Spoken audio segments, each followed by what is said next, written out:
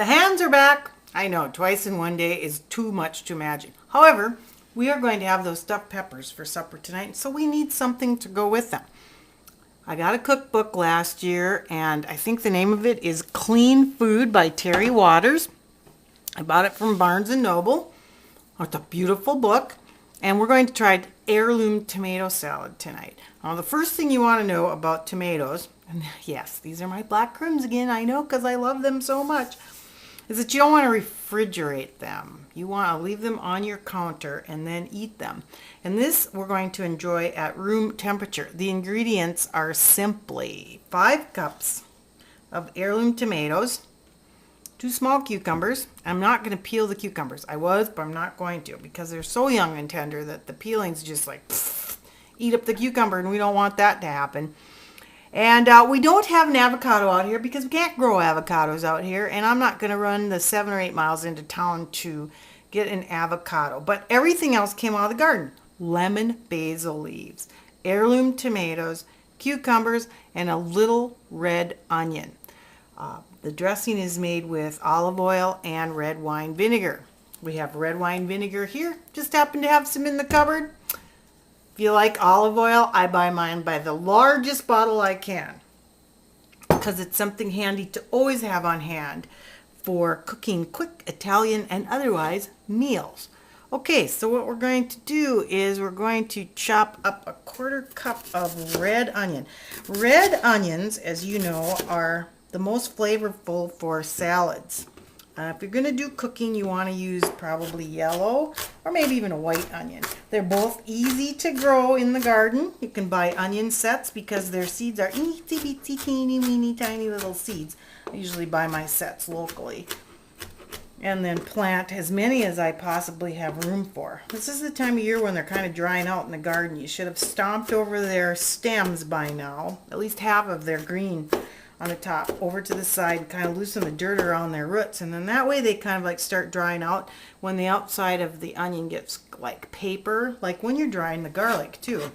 When it gets like paper, then you can bring them in and they'll store longer. Okay, so we got a little red onion. We're going to do the dressing first because that way I'll have time to sit. Okay, we want our beautiful lemon basil. Now you could use regular basil, purple basil, but I like lemon juice on my tomatoes anyway, and so I thought, wow, I'm going to this opportunity to use some of my fresh lemon basil, which I have so much out in the garden because basil is quite easy to grow. And I read today that if you wish to grow basil in your house and you want your plant to last forever, just plant one so it can't cross-pollinate. It will not flower, and therefore it will not get all woody. And these people, the woman who wrote this in her blog, said that she's had a basil plant for like 5 years or something, and I've never had luck with that. So I'm going to try maybe just the one basil plant this winter when I'm longing for the garden. Okay, so you have the basil and you have the red onion in there. You want to mix that with 2 tablespoons of extra virgin olive oil. Ooh, and a tablespoon of vinegar. So we have a 1 and a 2.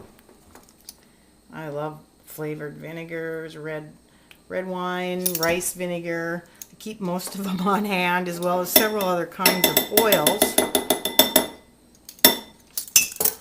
Alrighty then, and we're gonna stir that together a little bit. And then we're going to grind in some of my most excellent sea salt, which you don't have to buy it in the grinder. You can also buy it in the large, oops, wrong one. We also have black peppercorns. We're going to grind those. Now, of course, grinding fresh pepper, there is nothing like it. This is a pretty fine grinder, too. Buy these on the spice shelf at any grocery store in town, I believe. Okay, we're going to just let that marinate for a bit there.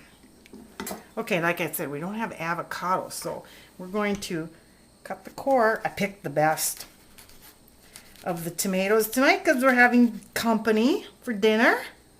So we're going to take the core out of these 2 very large heirloom variety tomatoes. And you know, that's a little bit like, oh, rough weather. Isn't that, it's not just not beautiful?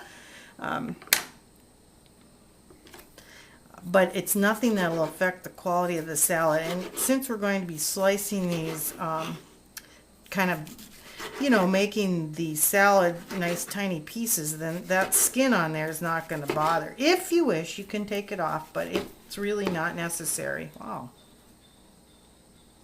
Got close to my finger that time. Sorry, sometimes it's hard to cut and chop at the same time. But I'm getting better at this. Oh man, I'll tell you what, these tomatoes are so gorgeous.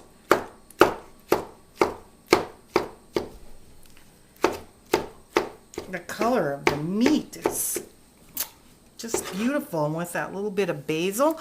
Okay, now this recipe calls for 5 cups chopped up tomatoes.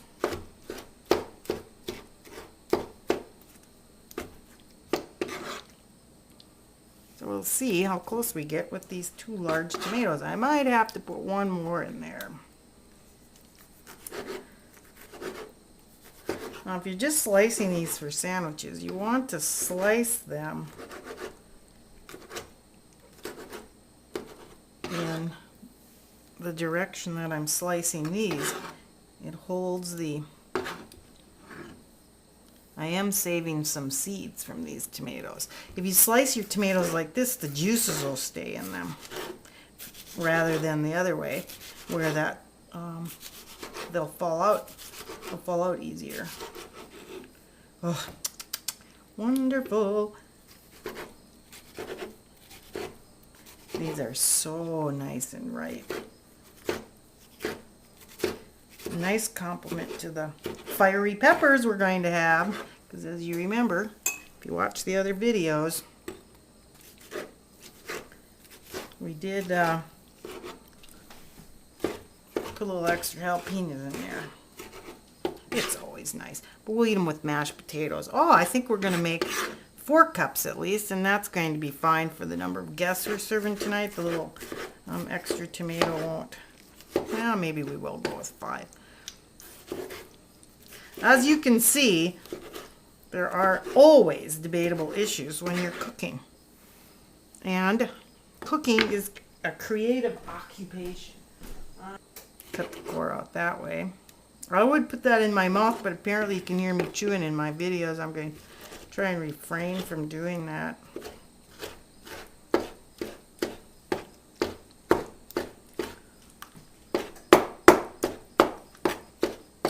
Yeah, as you can see, there's no rhyme or reason to this. So we got a little, I'd say, that might be about 4 cups, but I'm going to quit there. Throw that extra little juice in there. And rather than chop the cucumber, most of my recipes, I just simply grate the cucumber. You can pick it up with the fork easier. It looks cooler. I really wish I had an avocado. I love avocados, but you know, you have to plan when you buy avocados. They're usually never ripe.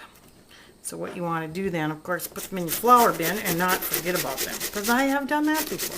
Put them in flour bin for 3-4 days and they'll ripen quite nicely, and we eat a lot of guacamole. It's a good fat. Alrighty then.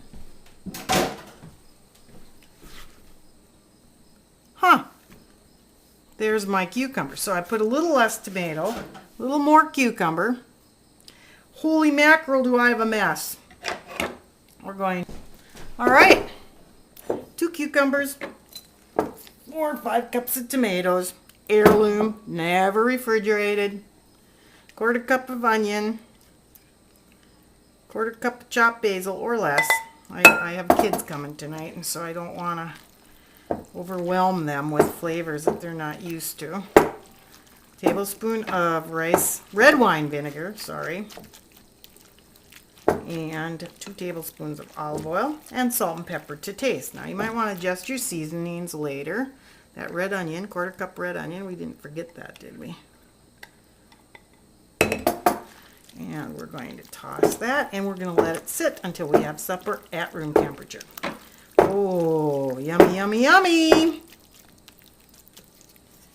Ta-da! Until next time, happy gardening!